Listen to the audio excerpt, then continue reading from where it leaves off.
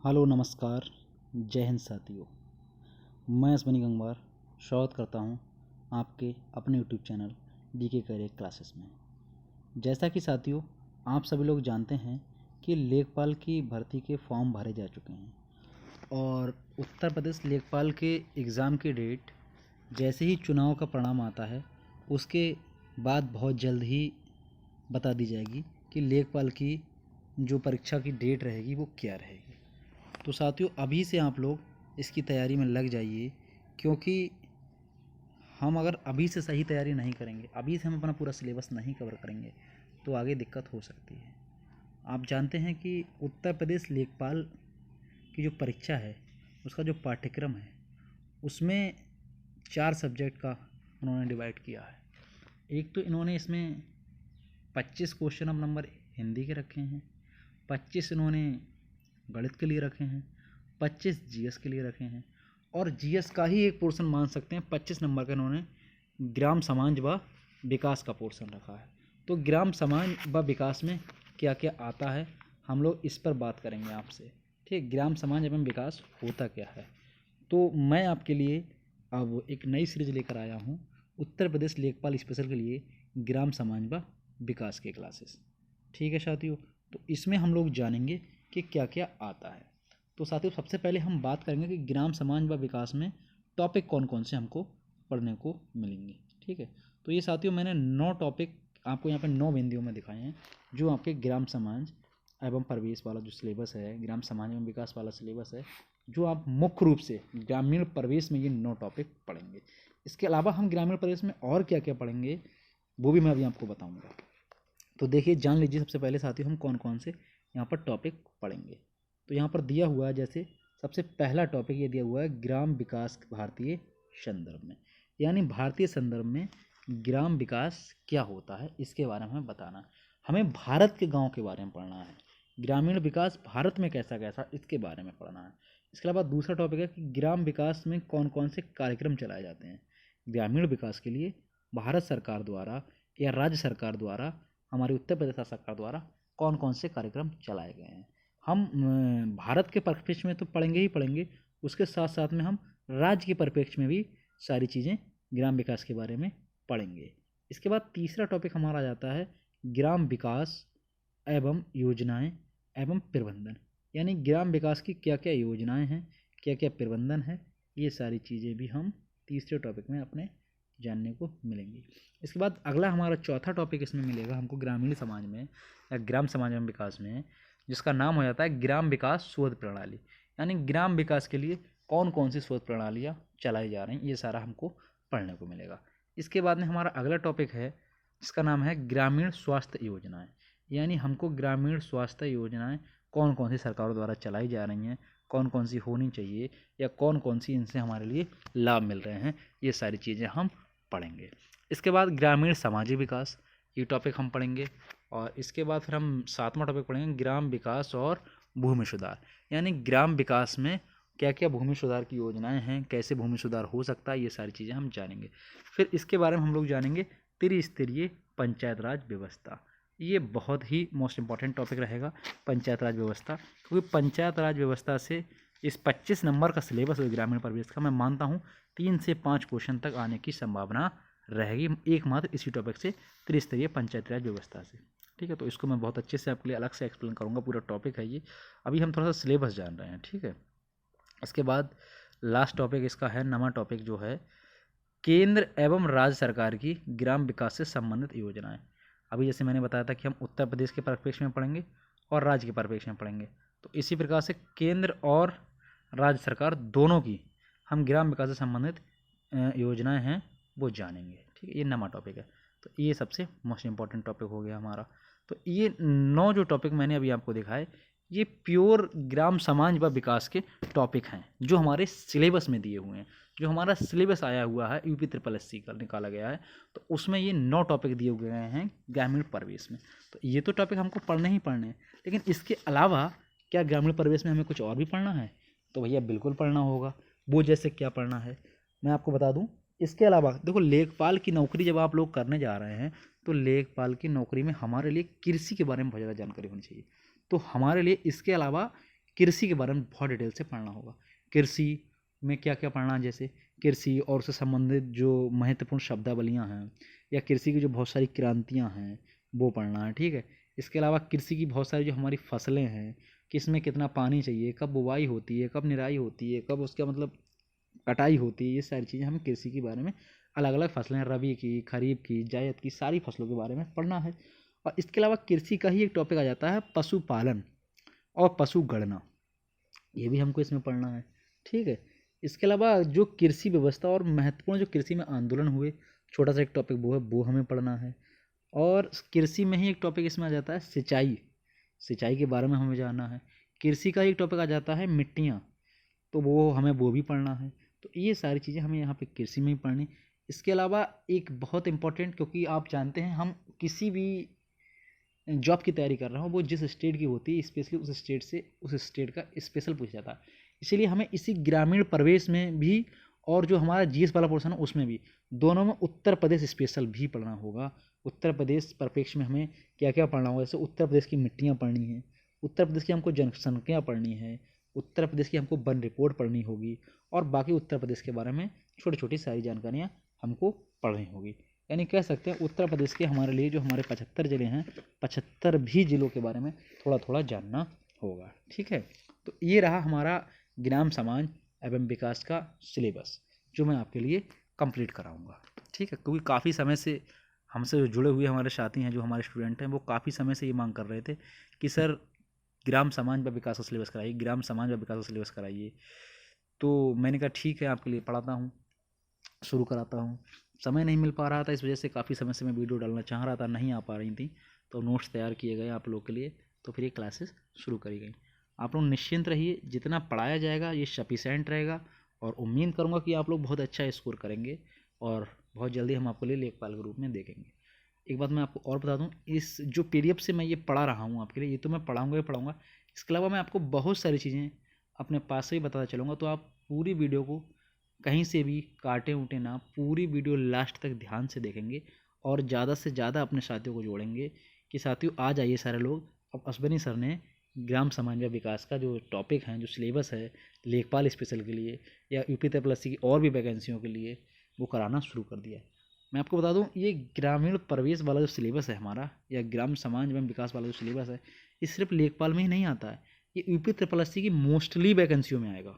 जैसे आपको चाहे तो एग्रीकल्चर डिपार्ट की आपकी कोई वैकेंसी होगी, चाहे केन सुपरवाइजर हो गया, चाहे आपका टेक्निकल असिस्टेंट हो गया एग्रीकल्चर का, चाहे आपका उत्तर प्रदेश बीडीओ हो गया, चाहे आपका उत्तर प्रदेश लेखपाल हो गया, इन सारी वैकेंसी में आपके लिए ग्राम समाज एवं विकास के क्वेश्चन देखने को मिलेंगे।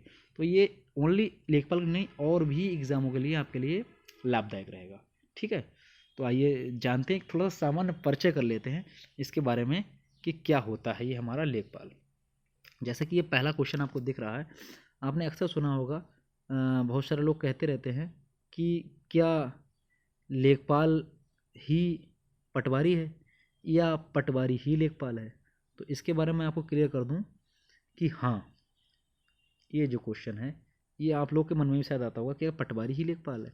तो मैं आपको बता दूं, हाँ, 1974 में चौधरी चरण सिंह जी के समय में उत्तर प्रदेश में पटवारी को ही लेखपाल कहा गया, ठीक है। किसके समय में? चौधरी चरण सिंह जी के समय में उत्तर प्रदेश में पटवारी को ही लेखपाल कहा गया, ठीक है। तो ये बात आप लोग को ध्यान रखनी है कि 1974 में, ठीक है। और बाकी आपको कानून से कोई मतलब नहीं है, इसमें थोड़ा सा क्या कहते हैं, क्योंकि जो हमारे चौधरी चरण सिंह थे, इन्होंने किसानों के हित में सबसे ज़्यादा काम किए हैं, ठीक है। तो 1974 के समय बताते हैं कि ये प्रधानमंत्री भी रहे हमारे देश के, तो इन्होंने लेखपालों के लिए बहुत सारी योजनाएं चलाई और उनके हित में बहुत सारे कार्य भी किए, ठीक है। अब अगले बढ़ते हैं, आइए लेखपाल के कार्य क्या क्या होते हैं, ठीक है। तो इसमें आपको जानना है कि ये लेखपाल जो कार्य हैं क्या क्या हैं और लेखपाल होता क्या है वास्तविकता में। तो आपके लिए मैं बता दूं कि जो लेखपाल के कार्य क्या क्या है। तो वो जो लेखपाल होता है, ये एक तो हमारे राजस्व का सबसे छोटा अधिकारी माना जाता है इसको, ठीक है। तो लेखपाल करता क्या है, एक तो ये राजस्व उपनिरीक्षक, इसके पद का एक नाम और है, इसको क्या कहते हैं हम, राजस्व का उपनिरीक्षक। तो राजस्व का ये उपनिरीक्षक तो होता है, लेकिन ये कौन से क्षेत्र का होता है, तो ये साथ ही मैं आपको बता दूं, ये ग्रामीण क्षेत्रों का उपनिरीक्षक होता है। नोट करते चलिए और नोट्स बहुत अच्छे से इसी तरह से प्रॉपर बनाते चलिए। दूसरा पॉइंट इसमें एक देखिए और क्या होता है लेखपाल, ये ग्रामीण क्षेत्र की ज़मीनों का जो कर्ता धर्ता होता है, जो ग्रामीण क्षेत्रों की ज़मीन होती है उसका कर्ता धर्ता लेखपाल को क्यों कहा गया है, क्योंकि उसके जितने नक्शे हैं, जितने खसरे हैं, जितनी खतौनी हैं, जितने डॉक्यूमेंट्स हैं, वो सारे इसके अंडर में होते हैं और ये ही उनको सुधारता संभालता है। अगर आपको कोई काम पड़ता है अपने गांव में ज़मीन का या कोई खेती किसानी का, तो आप कहाँ जाते हैं, हम लेखपाल के पास जाते हैं। तो इसीलिए कहा गया कि ग्रामीण क्षेत्र के ज़मीनों का कर्ता धर्ता जो होता है वो लेखपाल होता है। और देखिए इसे क्या काम है, जो ग्रामीण क्षेत्रों से राजस्व के लिए सरकार का सबसे छोटा प्रशासनिक पद, हाँ जो मैंने बताया कि ग्रामीण क्षेत्रों में जो राजस्व के लिए सरकार का सबसे छोटा पद है, जो प्रशासनिक पद है, सबसे छोटा प्रशासनिक पद है, वो लेखपाल का ही होता है। ठीक है, जो लेखपाल साहब हैं आपके, तो ये राजस्व के सबसे छोटा पद है वो किसका है, लेखपाल साहब का। ठीक है, तो आइए आगे बढ़ते हैं। और ग्रामीणों से सीधा संवाद स्थापित करने वाला सरकार का नुमाइंदा भी यही होता है। कौन होता है, लेखपाल। क्या होता है, सरकार का नुमाइंदा। ठीक है, इसको कह सकते हैं हम लोग सरकार का नुमाइंदा। कौन सा, ग्रामीणों से सीधा संवाद करने वाला। भाई सरकारों की कोई योजना है, सरकार की कोई बात है, तो ग्रामीणों तक कौन पहुंचाएगा, तो भैया वो यही तो पहुंचाएंगे, लेखपाल साहब। सरकार थोड़ा ना आती है, गांव के तक लाभ कौन पहुंचाएगा, तो लेखपाल साहब ही तो पहुंचाते हैं। तो इसीलिए इसको कहा गया है ग्रामीणों से सीधा संवाद स्थापित करने वाला सरकार का नुमाइंदा। इससे छोटा भी एक पद होता था पहले, आपने देखा होगा, जिनको हम लोग गाँव में अमीन कहते थे, अमीन साहब। लेकिन अब अमीन का पद खत्म हो चुका है। ठीक है, पहले अमीन होते थे, अब सबसे छोटा पद है जो सरकार का, इसका हमारे राजस्व विभाग का, वो लेखपाल ही है। ठीक है, ध्यान रखना आप लोग। अब इससे आइए आगे बढ़ते हैं। लेखपाल को हम लोग बांटते हैं दो भागों में। लेखपाल होता क्या, और लेखपाल के बाद जो प्रमोशंस होते हैं या लेखपाल से ऊपर के जो पद होते हैं वो कौन कौन से होते हैं, आइए जानते हैं। देखिए, लेखपाल दो तरह का होता है, एक तो होता है आपका राजस्व लेखपाल और एक होता है आपका चकबंदी लेखपाल। तो ठीक है, इसके बारे में आइए थोड़ा सा जान लेते हैं। पहले तो हम लोग जान लेते हैं राजस्व लेखपाल बारे में, क्योंकि जो अभी वैकेंसी आई हुई है या जिसकी हम लोग तैयारी कर रहे हैं वो राजस्व लेखपाल की वैकेंसी है। तो इसमें क्या क्या प्रमोशंस हैं, क्या क्या बनते हैं और क्या क्या हो सकता है, मैं बताता हूँ। आइए देखिए, आपको सबसे पहले जो सबसे छोटा पद भी आपको बताया गया राजस्व विभाग का, वो है राजस्व लेखपाल। ठीक है, जिसकी वैकेंसी है, जिसकी हम लोग तैयारी कर रहे हैं। इसके बाद में इसका जो सीनियर होता है या इससे जो बड़ा होता है वो होता है आपका कानून गो, जिसको कहते हैं राजस्व निरीक्षक। ठीक है, राजस्व निरीक्षक। और लेखपाल साहब कौन होते हैं, राजस्व उप निरीक्षक ग्रामीण क्षेत्रों के। कानून गो कौन होता है, राजस्व निरीक्षक होता है, ध्यान रखना। अब ये राजस्व जो लेखपाल होता है ये लेवल 3 की नौकरी है, 2000 का ग्रेड पे होता है इसका। और इसके बाद में कानून गोर की बारी आती है, तो वो इससे सीनियर होते हैं। फिर इसके बाद में आता है बेटा, इससे जो सीनियर पद होता है वो होता है तहसील में नायब तहसीलदार, यानी जो होता है सबसे छोटा न्यायिक पद। यानी तहसील में इसके बाद अगर कोई काम पड़ता है तो आपके जो नायब तहसीलदार साहब होते हैं वो करते हैं काम, उनकी जिम्मेदारी होती है। ठीक है, तो नायब तहसीलदार आप कहेंगे क्या प्रमोशन होकर बन सकते हैं, नहीं। नायब तहसीलदार जो होते हैं वो लेखपाल या कानून के बाद प्रमोशन के थ्रू नहीं आते हैं। ये क्या होते हैं बेटा, इनकी अलग से परीक्षा होती है। ठीक है, ये आपके पीसीएस वगैरह के थ्रू आते हैं, चाहे नायब तहसीलदार हुए और चाहे आपके तहसीलदार साहब हुए, ये सब उसके आते हैं पीसीएस के थ्रू। तो नायब तहसीलदार सबसे छोटा न्यायिक पद है, कोई न्यायिक की बात होगी तो ये आपके नायब तहसीलदार के पास आएंगे। फिर क्या होता है, तहसीलदार, उससे ऊपर वो क्या कहता है, तहसील स्तर पर राजस्व इकट्ठा करने वाला अधिकारी। तहसीलदार जो होता है वो तहसील स्तर का राजस्व इकट्ठा करने वाला अधिकारी होता है। ठीक है, तो ये नायब तहसीलदार और तहसीलदार, ये दोनों वैकेंसियां जो हैं, ये दोनों जो पद हैं, ये दोनों जो होते हैं 4200 पे ग्रेड की नौकरियां होती हैं। ठीक है, और जो आपका कानून को राजस्व लेखपाल होता है ये 2000 ग्रेड पे की नौकरी होते हैं। इनका और इनका ज़्यादा अंतर नहीं, ऐसे इनका अंतर नहीं। सीनियर और जूनियर कह सकते हैं, ये राजस्व लेखपाल कानून गो का जूनियर होता है, उससे सीनियर होते हैं कानून गो। ऐसे नायब तहसीलदार जो होता है तहसीलदार से जूनियर होता है। ठीक है, उससे ऊपर पद नायब तहसीलदार तहसीलदार तक जाता है। तो ये हो गए आपके दोनों पद। अब इसके बाद में इससे बड़ा पद क्या होता है उसके बारे में देख लेते हैं। तो बेटा उसके ऊपर होता है आपका उप जिलाधिकारी, एसडीएम साहब। ठीक है, उप जिलाधिकारी इनको हम कहते हैं एसडीएम साहब। ये बेटा आईएएस के थ्रू वाले अधिकारी रैंक के लोग होते हैं। फिर इसके ऊपर सबसे ऊपर जो जिला का सर्वोच्च अधिकारी होता है या जिला स्तर पर राजस्व इकट्ठा करने वाला जो सबसे बड़ा अधिकारी होता है उसका नाम होता है जिला अधिकारी, जिला अधिकारी या कलेक्टर। तो डीएम साहब की बात आ रही है, ये इनको कहते हैं डीएम, डिस्ट्रिक्ट मजिस्ट्रेट। तो जब वो जिला स्तर पर राजस्व इकट्ठा करेगा तो उसको हम लोग कलेक्टर कहेंगे। ठीक है, तो ये तो बात हो गई हमारी राजस्व विभाग के बारे में। ठीक है, राजस्व विभाग में कर्मचारी कौन कौन से होते हैं, तो इसी को हम मिलाकर राजस्व विभाग का संगठन कहते हैं। ठीक है, क्या कहते हैं, संगठन कहते हैं। तो ये तो हमारी बात हो गई कौन से लेखपाल की, राजस्व लेखपाल की, जिसकी वैकेंसी अभी आई हुई, जिसकी हम लोग तैयारी कर रहे हैं। अब थोड़ा सा चकबंदी लेखपाल क्या होता है इसके बारे में जान लेते हैं। चकबंदी लेखपाल भी बेटा लगभग इसी तरह का पद होता है, लेकिन इसका मेन काम क्या होता है, सिर्फ ज़मीनों के बारे में काम करना होता है, चकबंदी वगैरह का काम करना होता है। तो इसके बारे में भी जान लेते हैं, ये क्या होते हैं, इसके पद क्या क्या होते हैं। थोड़ा इसका सबसे छोटा पद है जो, वो आपका चकबंदी लेखपाल है। उसके बाद आपका चकबंदी कानूनगो है, फिर सहायक चकबंदी अधिकारी है जिसको एसीओ बोलते हैं, फिर चकबंदी अधिकारी जिसको सीओ बोलते हैं, फिर बंदोबस्त चकबंदी अधिकारी बनता है जिसको, ये सारे हमारे पद हैं। ठीक है, तो आपको थोड़ा बता दें कि चकबंदी अधिनियम कब आया था, पता होगा शायद आपको। बाकी अगले मैं चकबंदी आपको डिटेल में पढ़ाऊँगा, सिलेबस का पार्ट है। जो चकबंदी अधिनियम आया था ये 1953 में आया था। इसके बारे में थोड़ा नोट कर लें, चकबंदी हेडिंग डाल के। 1953 में ये अधिनियम आया था जिसको हम लोग कहते हैं चकबंदी अधिनियम। ठीक है, अभी इसके बारे में हम आपको बता देंगे। नीचे ये देखो, नीचे दिया हुआ है 1953 में चकबंदी अधिनियम आया था। और इसका जब प्रयोग हुआ था वो कहाँ हुआ था, तो सबसे पहले जो इसका प्रयोग हुआ था वो आपका 1954 में प्रयोग हुआ था। फर्स्टली कैराना एक तहसील है मुजफ्फरनगर की, यूपी का जिला है कैराना, वो सॉरी मुजफ्फरनगर, उसकी तहसील है कैराना। तो सबसे पहले यहाँ पे इसका प्रयोग करा गया था। ठीक है, ये बात आप याद कर लेना, ध्यान रखना, पूछ सकता है कि 1954 में सबसे पहले चकबंदी अधिनियम का प्रयोग कहाँ किया गया। ठीक है, तो उसका आंसर आपको बताना होना चाहिए कैराना मुजफ्फरनगर। फिर 1954 में इसका दूसरा प्रयोग किया गया मुसाफिर खाना सुल्तानपुर में। ठीक है, तो ये दो जगह इसके प्रयोग करे गए। और आपको बता दूं कि 1958 में संपूर्ण उत्तर प्रदेश में चकबंदी जो थी वो लागू हो गई। ठीक है, 1958 में संपूर्ण उत्तर प्रदेश में चकबंदी लागू कर दी गई। ठीक है साथियों, अब आगे चलते हैं। आइए, अब इसमें आगे होता क्या है कि राजस्व परिषद एक होता है। ठीक है, राजस्व परिषद का क्या काम है, ये राजस्व संबंधी जो विवाद होते हैं जितने, वो सारे आपका ये राजस्व परिषद की जिम्मेदारी होती है निपटाने की। राजस्व संबंधी जितने विवाद हैं उन सबको जो निपटाने वाला जो न्यायालय है उसको हम लोग राजस्व परिषद कहते हैं। राजस्व संबंधी विवाद निपटाने के लिए शीर्ष न्यायालय जो होता है उसको राजस्व परिषद कहते हैं। ठीक है, अब आइए, अब बात आती है कि उत्तर प्रदेश में कुल राजस्व परिषद कितने हैं। तो ये याद रखना आपको, उत्तर प्रदेश में अभी जो अपडेट करंट है ये उसका है, मैंने निकाला है आपके लिए। तो इसमें जो उत्तर प्रदेश में कुल राजस्व न्यायालय हैं वो 2651 है। याद रखना 2651, नोट करते चलिए और बहुत अच्छे से नोट्स बनाते चलिए अपने, और आपके ये बहुत काम में आएंगे। फिर राजस्व परिषद का मुख्यालय कहाँ है, ये सवाल आ जाता है। तो राजस्व परिषद के दो मुख्यालय हैं, एक तो हमारा प्रशासनिक मुख्यालय है इसका, तो जो प्रशासनिक मुख्यालय राजस्व परिषद का ये तो हमारा लखनऊ में है, और दूसरा है न्यायिक मुख्यालय, तो ये प्रयागराज है। ठीक है, जहाँ हमारा हाई कोर्ट है प्रयागराज, तो वहीं इसका न्यायिक मुख्यालय है।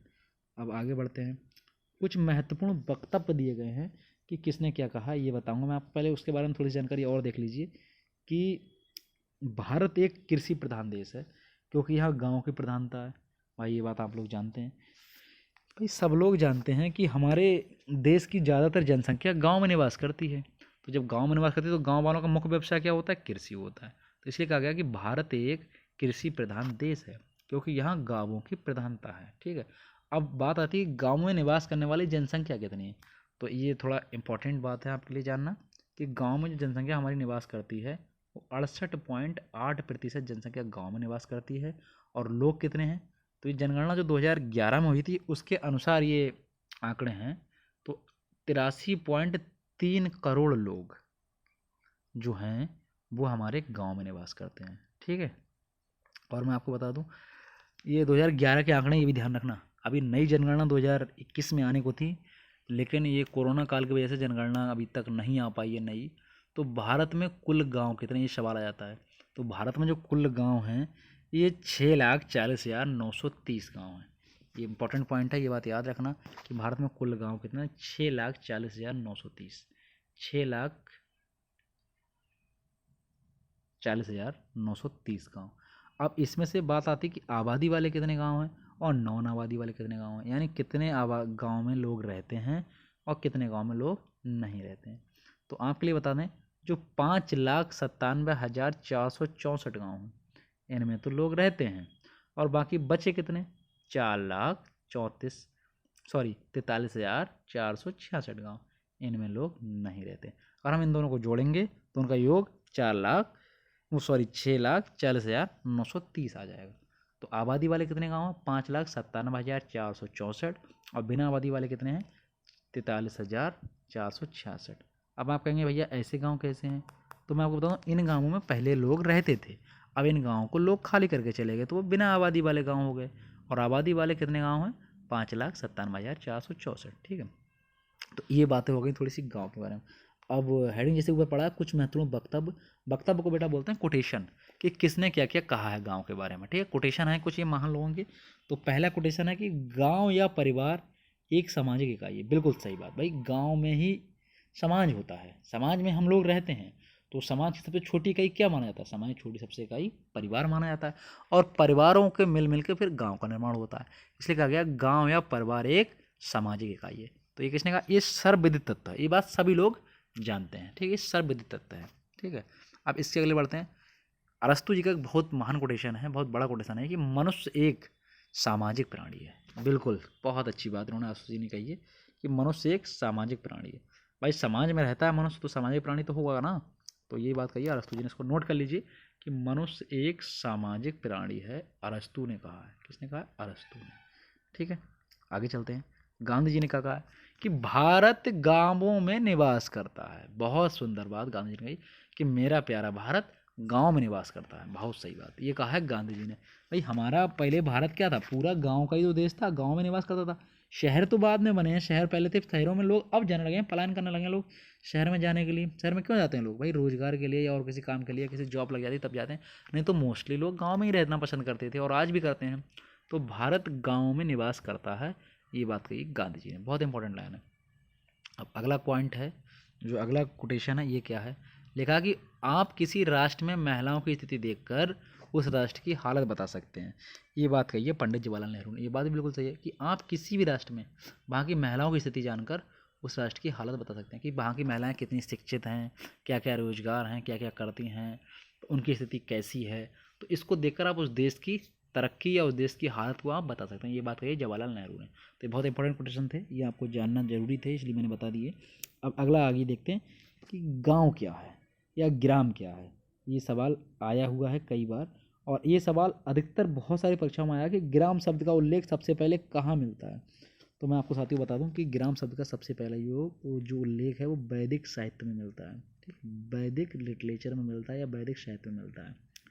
ठीक है, ग्राम शब्द का सबसे पहले प्रयोग वैदिक साहित्य में मिलता है। अब आइए आगे बढ़ते हैं कि राज्य सरकार या राज्यपाल द्वारा अधिसूचित एक भौगोलिक क्षेत्र गांव कहलाता है। अब मैं आपको बता दूं कि राज्यपाल द्वारा अधिसूचित क्यों कहा गया इसको, क्योंकि जो गांव जो होता है इसको राज्यपाल जी ही बताते हैं कि ये भैया गांव ये फला फला बना दिया गया है, और राज्यपाल उसको डिसाइड करते हैं कि अधिसूचित करके एक भौगोलिक क्षेत्र को कि ये इस गांव का नाम, इस नाम का ये गांव है। ठीक है, तो राज्य सरकार द्वारा अधिसूचित एक भौगोलिक क्षेत्र जो होता है वो गांव कहलाता है।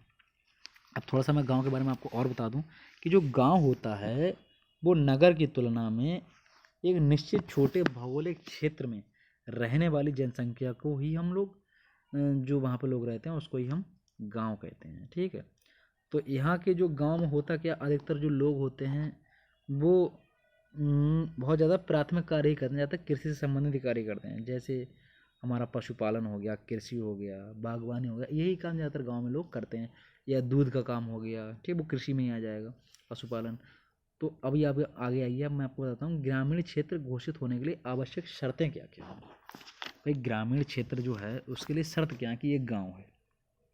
तो सबसे पहली शर्त होती है कि यहाँ पे कम से कम जो जनसंख्या है वो 5,000 से कम होनी चाहिए। 5,000 से ज़्यादा जनसंख्या होगी तो वो हमारा गांव नहीं होगा, वो नगर हो जाएगा या कस्बा हो जाएगा। और दूसरा जनघनत्व तो कितना होना चाहिए, 4,000 व्यक्ति प्रति वर्ग किलोमीटर से, सॉरी 4,000 नहीं, 400 व्यक्ति प्रति वर्ग किलोमीटर से कम यहाँ का जनघनत्व होना चाहिए। व्यवसाय क्या होना चाहिए, जो कामगार पुरुष हैं वहाँ गांव के, उनमें से कम 25% लोग जो हैं वो खेती किसानी करने वाले हों या खेती से जुड़े हुए लोग होने चाहिए, कम से कम 25% लोग। ठीक है। और आपको बता दूं, आइए अगले थोड़ा सा देखते हैं और कि ग्रामीणों के मुख्य व्यवसाय क्या क्या, अभी मैंने बताया भी था आपको। तो पहला व्यवसाय इनका कृषि एवं पशुपालन। ठीक है। अब ग्रामीण किसे कहते हैं? ग्रामीण वो होते हैं जो गांव में निवास करने वाले जो लोग होते हैं, उनको हम लोग ग्रामीण कहते हैं। ग्राम सभा क्या होती है?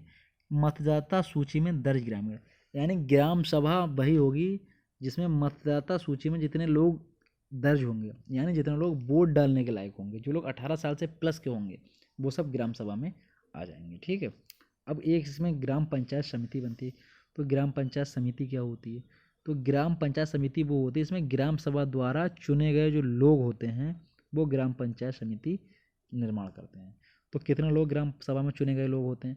तो इनकी संख्या बेटा कम से कम 7 हो सकती है और अधिकतर 17 हो सकती है। इनको ग्राम सभा समिति के सदस्य कहते हैं, या हमारे गांव में इनको वार्ड मेंबर कहते हैं। तो ये वार्ड मेंबर मिलकर एक ग्राम पंचायत समिति के अध्यक्ष बनाते हैं, जिसको हम लोग ग्राम प्रधान कहते हैं। तो ग्राम प्रधान का चुनाव कैसा होता है? ये बेटा प्रत्यक्ष चुनाव होता है, डायरेक्ट चुनाव होता है। इसमें ग्राम सभा में जितने भी मतदाता होते हैं, अभी मैंने बताया मतदाता सूची में दर्ज ग्रामीण, ये सारे लोग वोट डाल के अपना प्रधान चुनते हैं। तो उसी को कहते हैं ग्राम प्रधान, जो पंचायत समिति का अध्यक्ष होता है। अब सवाल आ गया कि भारत में कुल ग्राम पंचायतें कितनी हैं? बताइए। जैसे टोटल गांव तो 6,40,930 हैं, लेकिन उनमें से ग्राम पंचायतें कितनी हैं, मतलब कितने गाँव में प्रधान बनते हैं। ठीक है। तो ये हैं 2,40,202। 2,40,202 ग्राम पंचायतें हैं। ये इम्पोर्टेंट पॉइंट है, इसको आप लोग ध्यान रखना। 2,40,202 ये हमारे यहाँ की भारत की ग्राम पंचायतें हैं। फिर सवाल आता है कि पंचायत समिति का अध्यक्ष कौन होता है? तो पंचायत समिति का अध्यक्ष जो होता है वो हमारा ग्राम प्रधान होता है। अभी एक नोट हैं, देख लीजिए कि उत्तर प्रदेश में एक वर्ष में कम से कम 2 ग्राम सभा की बैठक अनिवार्य है। और वैसे तो हर महीने में बैठक होती है, लेकिन मिनिमम 2 बैठकें अनिवार्य हैं। दूसरा, ग्राम पंचायत भंग होने पर 6 माह के अंदर चुनाव अनिवार्य है। अगर किसी कारणवश ग्राम पंचायत भंग हो गई है, जो ग्राम सभा के जो सदस्य हैं, जो वार्ड मेंबर हैं, वो चाहें अगर इकट्ठे कि हम इस ग्राम प्रधान को बदलना चाहते हैं या भंग कर दें वो समिति को, तो भी आपका 6 महीने के अंदर चुनाव दोबारा होगा। या फिर किसी कारणवश प्रधान की मृत्यु हो जाती है, प्रधान कोई बहुत ज़्यादा घोटाले कर रहा है, उसके विरोध में लोग हैं, तो आपको 6 महीने के अंदर प्रधान बदलना होगा, दोबारा चुनाव कराने होंगे। तो बेटा ये सारी बातें हो गई हमारी ग्राम के बारे में या गांव के बारे में। तो ठीक है, अभी मैं आपको 1-2 कुछ इंपॉर्टेंट बातें हैं वो बता दूं। पहले तो ये जान लीजिए कि पंचायत समिति का जो अध्यक्ष होता है वो ग्राम प्रधान होता है। उसकी उम्र कितनी होनी चाहिए कम से कम चुनाव लड़ने के लिए? तो जो ग्राम प्रधान की उम्र होनी चाहिए वो कम से कम 21 वर्ष होनी चाहिए। ठीक है। आपको मैं एक बार बता दूं, अगर हम बात करें कि किस तरह से हमारा विभाजन करेंगे हम, तो सबसे छोटी जो इकाई है समाज की वो हमारा परिवार है। अब परिवार जब इकट्ठे होंगे तो बहुत सारे परिवार मिलकर क्या बनाएंगे? बहुत सारे परिवारों से बनेंगे और एक गांव का निर्माण होगा या ग्राम का निर्माण होगा। तो जब बहुत सारे ग्राम इकट्ठे होंगे तो उससे क्या निर्माण होगा? एक ब्लॉक का निर्माण होगा। और जब बहुत सारे ब्लॉक इकट्ठे होंगे तो उनसे एक तहसील बनेगी। फिर तहसीलों से बड़ी इकाई जो होगी जिला होगी। फिर जिला से बड़ी इकाई जो होगी वो मंडल होगी। और मंडल से बड़ी इकाई राज्य होगा। और राज्य से बड़ी इकाई क्या होगा? हमारा राष्ट्र होगा या हमारा देश होगा। ठीक है। तो मैं आपको बता दूं, एक बार एक सवाल आया था कि ग्राम जो शब्द है, जैसे मैंने अभी आपको बताया कि सबसे पहले इसका उल्लेख वैदिक साहित्य में मिला है। लेकिन वैदिक साहित्य में तो मिला है, लेकिन वैदिक साहित्य में भी तो कई सारे वेद हैं भाई, ये भी तो पता होना चाहिए कि कौन से साहित्य में मिला है वैदिक साहित्य में। तो आप उसको नोट कर लीजिए। वैदिक साहित्य में एक वेद है, इसका नाम है ऋग्वेद। तो ऋग्वेद में सबसे पहले ग्राम शब्द का उल्लेख मिला है। मैंने आपको ऊपर नोट कराया था ये वाली बात कि ग्राम शब्द का उल्लेख सबसे पहले कहाँ मिला, तो वैदिक साहित्य में मिला है। तो वैदिक साहित्य में यहीं पे ऐसे करके आप लिख लीजिएगा कि ऋग्वेद में मिला है। कहाँ मिला है? ऋग्वेद में मिला है। ठीक। अब सवाल आता है कि ऋग्वेद में कितनी बार ग्राम शब्द का उल्लेख किया गया है? तो ऋग्वेद में जो ग्राम शब्द का उल्लेख है ये 13 बार मिलता है बेटा, 1-2 बार नहीं, पूरे 13 बार ऋग्वेद में ग्राम शब्द का उल्लेख दिया गया है। ठीक है, ध्यान रखना। और इसमें गांव का जो समूह होता है, ग्रामों का जो समूह होता है, उसके लिए इन्होंने विस कहा है। क्या कहा है? विस। किसमें? ऋग्वेद में। ये भी ध्यान रखना, नोट कर लीजिए कहीं 20 गाँवों के समूह को 20 कहा है, ठीक है। और इसका जो उल्लेख दिया गया है 170 बार दिया गया है, तथा जन शब्द का जो उल्लेख है वो 275 बार मिला है। जन किसको कहा गया है? जो गांव के निवासी होते हैं, लोग होते हैं, उनको जन कहा गया है। इसका 275 बार उल्लेख दिया गया है। और ग्रामों का समूह जिसको 20 कहा गया उसका 170 बार, और ग्राम शब्द है उसका 13 बार। कहाँ? ऋग्वेद में, ठीक है। ये बात याद रखना, इंपॉर्टेंट थी इसलिए बताना जरूरी थी। अब एक सवाल एक बार एक परीक्षा में आया था, बड़ा इंपॉर्टेंट है, ये बताना जरूरी है आपके लिए कि एशिया का सबसे सुथरा गांव कौन सा, सबसे साफ गांव कौन सा है? बताइए कोई लोग। आप सब लोगों से ये सवाल है कि एशिया का सबसे सुथरा गांव कौन सा है, बताइए। नहीं पता है? चलो कोई बात नहीं, अब मैं बताऊंगा भाई, आप मेरी जिम्मेदारी है, तो लिख लीजिए। ये गांव है, उसका नाम मेले नांग। मेलेनांग, ये मेलेनांग गांव है, ये एशिया का सबसे साफ गांव है। ये पड़ता कहाँ है? ये हमारे 7 सिस्टर्स का एक राज्य है, मेघालय, वहाँ पड़ता है। कहाँ पड़ता है? मेघालय में पड़ता है मेलेनांग नाम का गांव। ये एशिया का सबसे साफ और सुथरा गांव है, ठीक है। ये याद रखना है सारे लोग, ये सवाल आया हुआ है किसी परीक्षा में, ठीक है। इंपॉर्टेंट सवाल था इसलिए मुझे तुम्हें बताना जरूर समझा। तो ये तो सारी बातें हो गई कि ग्राम क्या है, ग्राम में जो लोग हैं वो कैसे होते हैं, उनका क्या व्यवसाय होता है, ग्राम सभा क्या होती है, ग्राम पंचायत समिति क्या होती है, ग्राम समिति का अध्यक्ष कौन होता है, ये सारी बातें हम लोगों ने जान ली। अब इसके बाद एक बेटा पद होता है गाँव में, BDO, जिसको हम लोग कहते हैं BDO साहब जिसको बोलते हैं ग्राम विकास अधिकारी, ठीक है। UP-SC के थ्रू इसकी वैकेंसी 2018 में लास्ट टाइम आई थी, लेकिन किसी कारणवश उस भर्ती को कैंसिल कर दिया गया। उसकी परीक्षा दोबारा होने को, उसकी डेट आने को है। जिन लोगों का 2018 में फॉर्म पड़ा था वो लोग ही इस परीक्षा को दोबारा देंगे। नई वैकेंसी का भी जिक्र BDO की नहीं हुआ।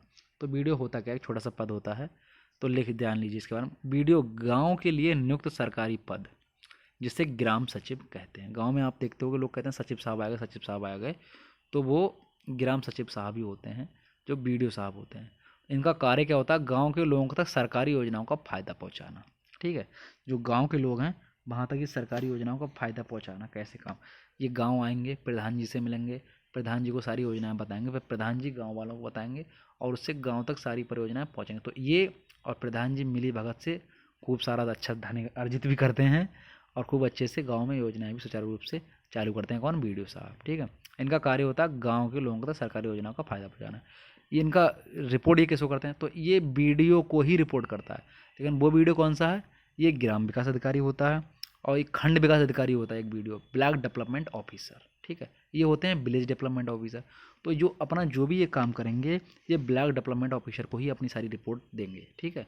उन BDO साहब को देंगे, खंड विकास अधिकारी वालों को, ग्राम विकास अधिकारी अपनी सारी रिपोर्ट खंड विकास अधिकारी को देंगे। तो ये बेटा हमारा पहला क्लास था, जो जानना आपके लिए मैंने ज़रूरी समझा, सारी चीज़ें बता दी। इसके अलावा अगर आपको कुछ भी समझ में ना आया हो तो आप कमेंट सेक्शन में पूछ भी सकते हैं, और बाकी डेली लगभग आपको मैं कोशिश करूँगा एक क्लास देता रहूँ। और कैसा लगा आज का क्लास कमेंट करके ज़रूर बताइएगा, ठीक है साथियों। और बाकी आपके लिए ग्रामीण परिवेश का जो भी सिलेबस है हमारा लेखपाल का, ये मैं पूरा कराऊँगा, ठीक है। कल हम आएंगे बेटा, थोड़ा सा राज्य की संरचना पढ़ेंगे, ठीक है। किस तरह से हमारा राज्य बनता है, समाज की इकाई क्या होती है, जो मैंने बताया, परगना, तहसील, ब्लॉक, की सारी चीज़ों के बारे में कल बताएंगे, गांव के प्रकार वगैरह। और फिर कुछ अभी जो मैंने आपको पहला टॉपिक पढ़ाया और जो दूसरा टॉपिक कल पढ़ाऊंगा, फिर इनसे किस तरह के क्वेश्चन बनते हैं, कैसे क्वेश्चन बने हैं, वो मैं आपके लिए नेक्स्ट वीडियो में लेकर आऊँगा, ठीक है साथियों। तो थैंक यू, मिलते हैं नेक्स्ट वीडियो में।